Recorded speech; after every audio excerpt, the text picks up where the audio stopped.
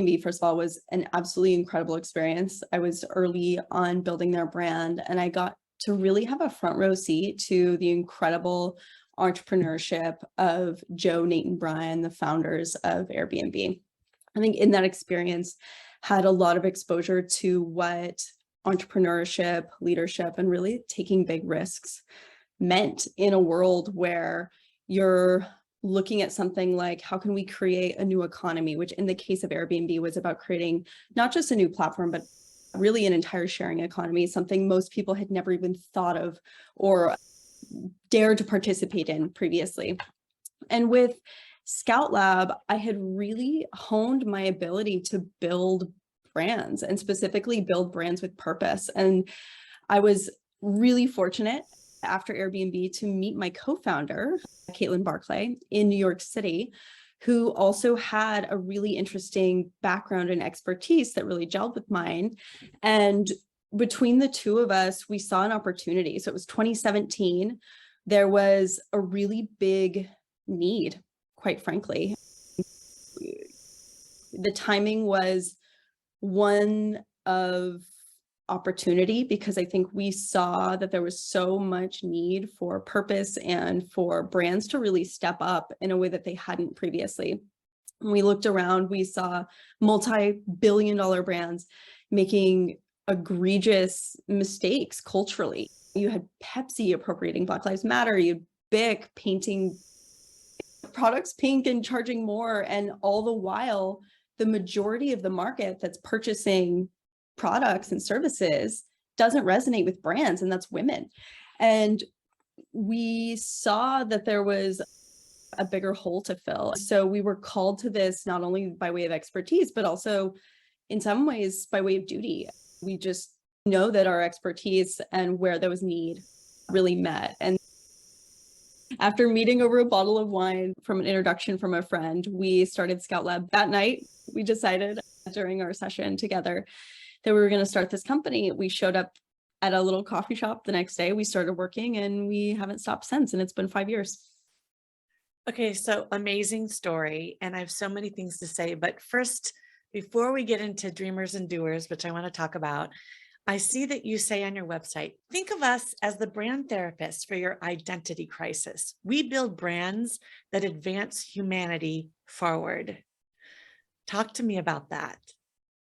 So there's two pieces here. The first is the identity crisis, which is just fun and I love, because I work with founders every single day that have really big goals and really big visions, but oftentimes feel really inhibited by their ability to get there because they don't know how to translate that excitement and that feeling into something that is contagious to the rest of society, which is really where we come in to help be those translators of the vision, to be the ones that can bring an idea from being that seed of an idea or that seed of a product into being something that's widely adopted and loved and shared. And I think that is where we talk about the joke of the identity crisis. We can refine and shape a vision.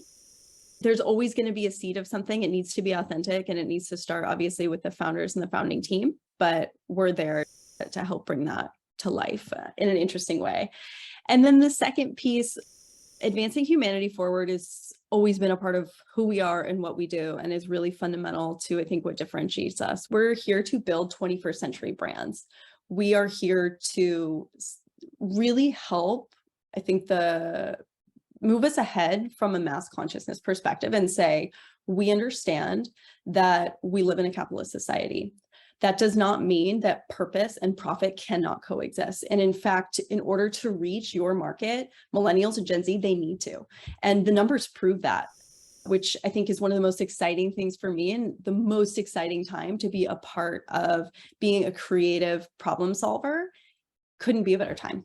The time is now. I agree with you. I have a 26-year-old daughter, and if there's not something that is contributing to society along with her purchase, she won't consider it for the most part. So we have a really educated and enabled body of people coming up into the world, and Scout Lab is going to address their buying needs and their conscientiousness and make the world a better place, hopefully. And let's talk about, okay, before Dreamers and Doers, looking back now on Airbnb after that was your baby, and looking at what they're doing now. And I'm not asking you, do you like what they're doing now, but how does it feel when your baby then gets taken to other places by other people?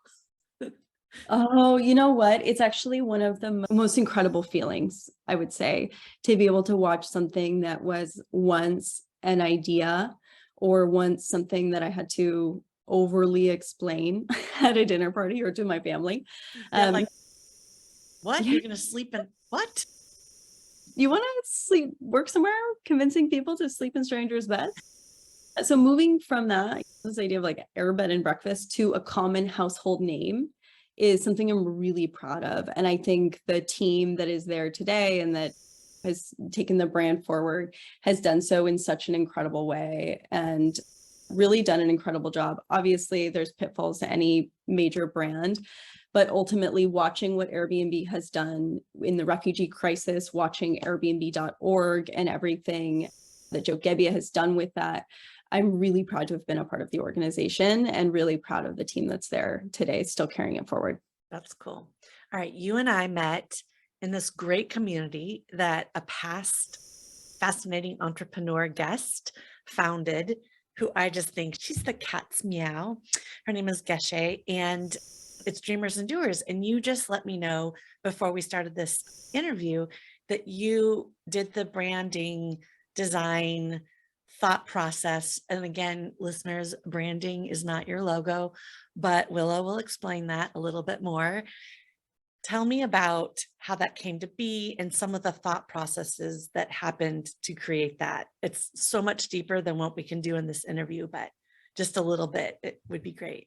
Absolutely. So I got introduced to Dreamers and Doers in, I believe, 2017. And the entire concept around female entrepreneurs really coming into a space where they were in community, supporting one another, really widening the circle for everyone was something that I really aligned with. And the vision and everything that Dreamers and Doers stands for was really aligned with Scout Lab, right? They are advancing humanity forward in the most pure of ways.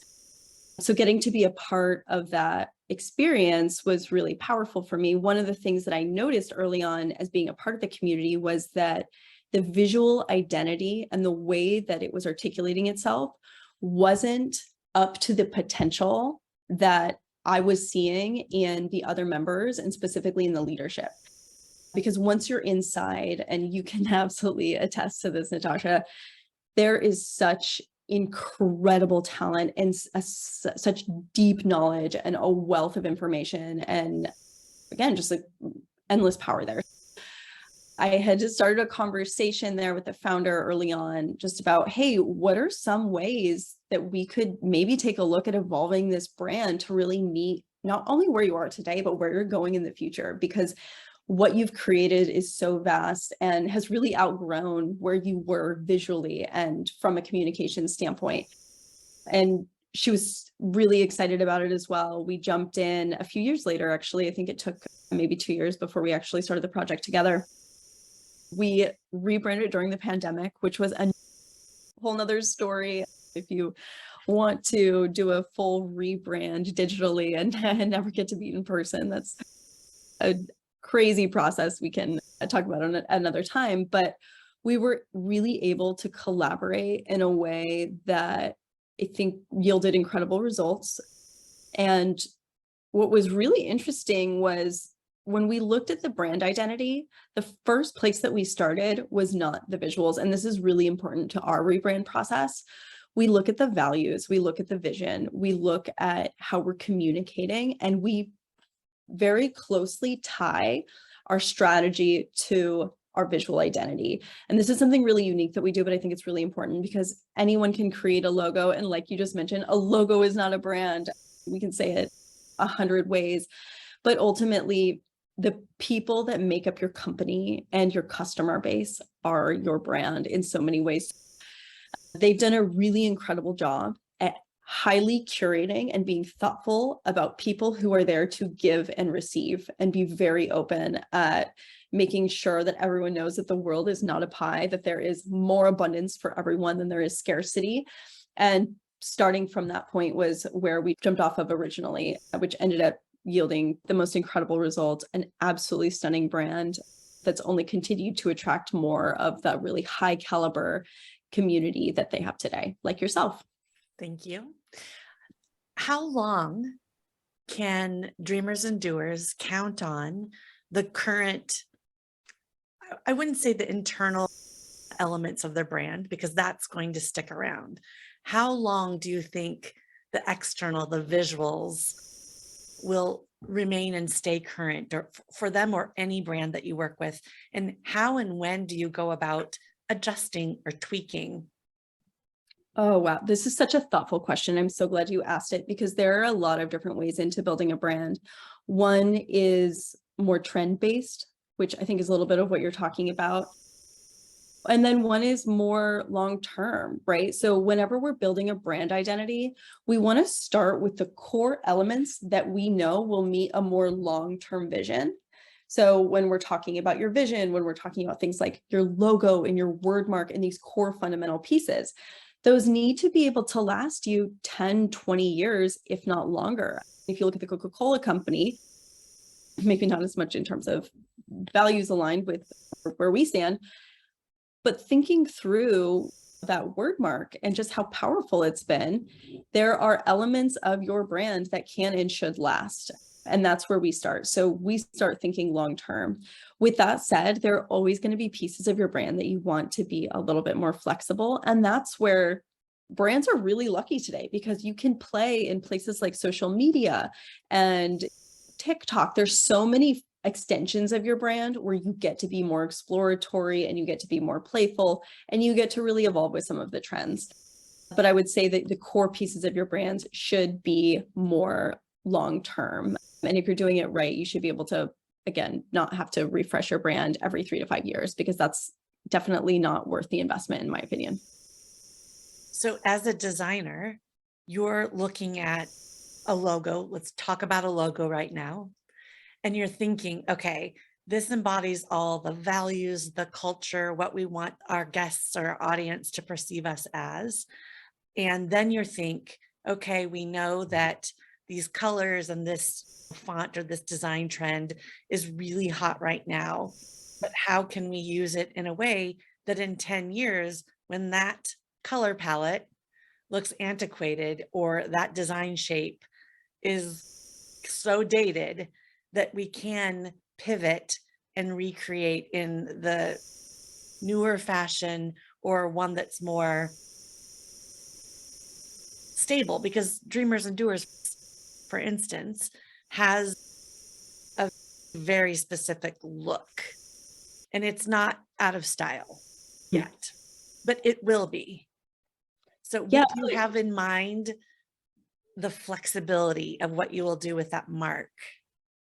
So as a creative leader, whenever I'm speaking to designers, strategists, copywriters, the thing that I want everyone to know is that we can use trends to inspire work, but we cannot lean on trends to create the body and the soul of what we're doing. And I think that's really important, because to your point, if you're using the same pop color that everyone is using right now within, or what is it, Pantone of the year, within the next 2 years, it might feel dated. So the way in, and this is part of our process, we actually start by building out consumer personas. And this is where holistic creative strategy comes in, beyond just thinking from a design perspective. Who is your customer? What is it that they are looking for? How can we start to think from the perspective of what their core needs are, rather than think about what the specific trend is right now? And this is actually something really interesting that we've even seen with Dreamers and Doers since rebranding. We've seen quite a few follow-on brands that have pulled, I'll call it, inspiration from where Dreamers and Doers has taken their brand, which of course is to an extent a compliment, we will call it. But I think it's important to note that if you do anything well, there will be follow-on Oh, brands, of which course. is just the way. But as you think about evolving, so let's say it's been 10 years, it's been 15 years, and you need to update and modernize your brand, that's definitely something you can do while keeping that same soul. We call it a brand refresh, if you will, something that makes it a bit more modern, a bit more updated, and can speak to your audience as it is today. I think the important part is that you don't lose that same initial intention and soul, and that you're not refreshing that every year, because that's when you're going to start to lose that brand association. There Right. needs So to be consistent. McDonald's and Google and all of these other big companies, they've tweaked their logos. I remember when Instagrams was tweaked, people were freaking out. Right. Right. Burberry moved Yeah. from such a beautiful word mark, in my opinion, to something that was a follow-on. Same with Yeah. Saint Laurent. Like you see Oh all gosh, Yves Saint Laurent. We can't, how can you lose the, my okay. heart. Anyway, but they're tweaking them a little bit. But now, like the Slack logo looks like the Google logo. They all look the same to an extent, some of them, but like McDonald's and Google, the tweaks, if you're looking at design, they're very subtle in some ways. And sometimes you can't distinguish unless you see them side by side. Okay, we went into a rabbit hole. Let's get out of there. So you're a co-founder and your role right now is COO. What does that mean for you day to day? Absolutely. So my role as co-founder and chief creative officer is really to lead the creative vision of Scout Lab and our clients. So making sure that we're, again, delivering on what our mission is, which is building brands that advance humanity forward. On a day-to-day basis, that looks like collaborating with other founders that have big visions to either expand into a new market that maybe they haven't been able to reach before, drop a new product like Casetify. We just did a collaboration with them and Olivia Rodrigo to bring them to the US, which was really incredible through dropping a sustainable line of products. Working with founders that are starting from the ground up. Maybe they just raised their Series A, their Series B, and they're ready to actually have the level of polish that they need to attain the customers that they're looking for. So a little bit of a range there, but ultimately setting that creative direction and then collaborating on a higher level with founders that have that similar vision to advance humanity forward in the category that they're in. So you're really interacting with your prospective and current clients. And forgive me, I thought it said COO, but it's CCO. So on the flip side, Caitlin is the CEO, and I would imagine that she is more involved in operations, systems, processes, hiring, firing, the business side. And this is one of the really beautiful things about our partnership. Caitlin is also deeply creative, and that's part of why we came together in the first place. So on any given day, I'll be picking up the phone to call her to get her perspective, which is really important that we continue that kind of creative collaboration and spark.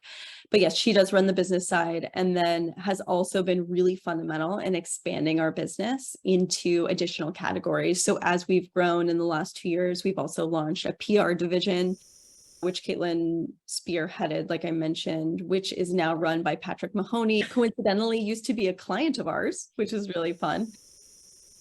He was at Plenty previously and then Open Door, so we snagged him over to our side, and then Sarah Leaders, who also runs our PR division now. So really thinking about what does the long term of the business look like, how and where are we expanding strategically to be able to further serve our clients in the categories that we're in. That's great. So you don't have to, I'm going to assume that you don't. Do you have to figure out job descriptions, how to source and qualify people to work for you, interview them, onboard, hire them, develop them? Is that something that you have to do in your role? Oh, Natasha, as a co-founder, having built this company from the ground up, that has always been an element of my role.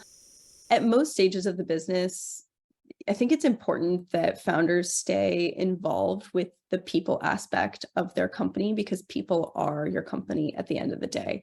So hiring and all of that can be some of the hardest part, honestly. It's the hardest part. I've As talked to so many entrepreneurs. When you get down to the question, and I actually have a question for you next, but it doesn't have to have this answer.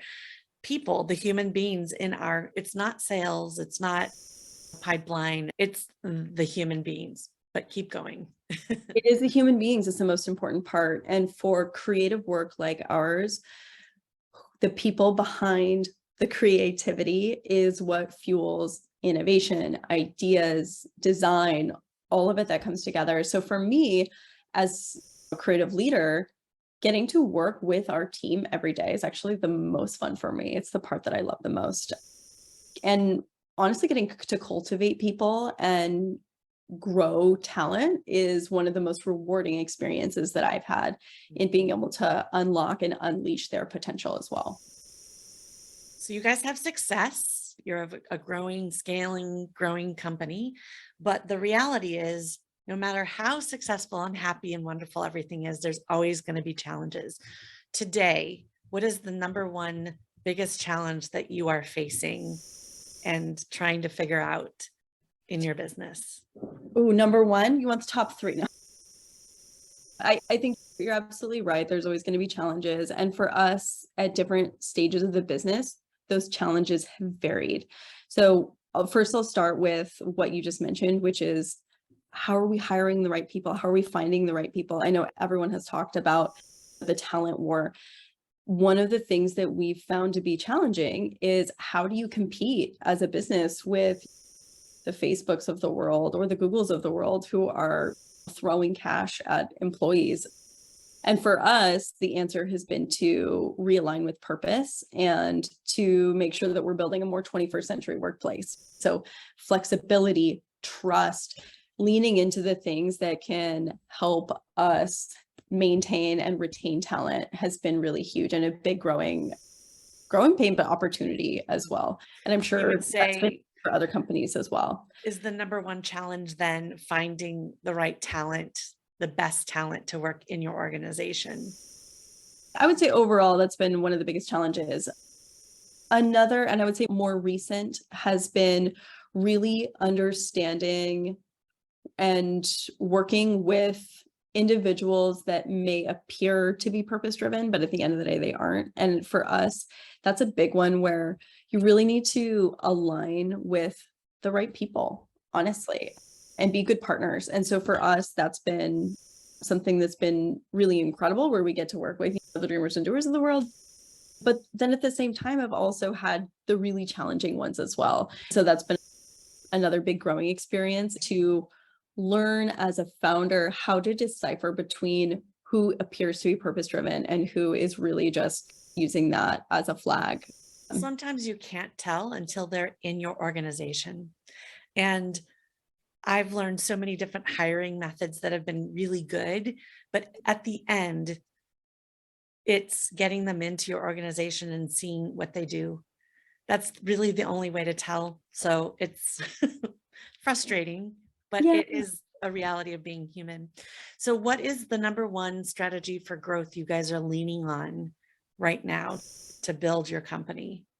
So our number one strategy for growth up until this point has been our networks. We've leaned very heavily into word of mouth. We've been really fortunate that a lot of our past clients have been really supportive and spoken well of us and helped us grow organically 20% year over year. We're now at a point where we're ready to move beyond that. And so we're starting to tap into all types of other tools, working on our own marketing, working on our own PR, which is something, it sounds hilarious, but as a creative agency, for me, I've been so heads down, focused on the work for so long that it's time to take some of our own advice and really focus on our own brand as a company. Yes. The hardest part, you know this. Absolutely. And when you started this company, did you and your co-founder talk about your exit plan, exit strategy? Is that something that ever came up? And is it something that you're thinking about now? So if we knew half the things we knew when we started, Natasha. I know. When we started, we were so incredibly energized by the vision that was in front of us that we did not talk at all about what that exit was going to be. That wasn't part of our initial conversation. I think as we've grown as a business that never took on funding, we completely bootstrapped ourselves. And like I said, we've grown 20% year over year. We've built an incredible client base, but it's hard, right? Building a company without funding. And we've talked to a lot of founders that have gone that way. We ultimately know that the path to success for us is the same regardless. Because we're not taking on funding, we grow to a point where we have the opportunity to sell, and that's a beautiful opportunity, or we have the opportunity to sell because we're doing so well and we can choose not to. And I think that path to freedom is the same for us either way. So we really try to stay focused on what our more incremental goals are that are in front of us. And then again, focus on the quality of work that we're producing.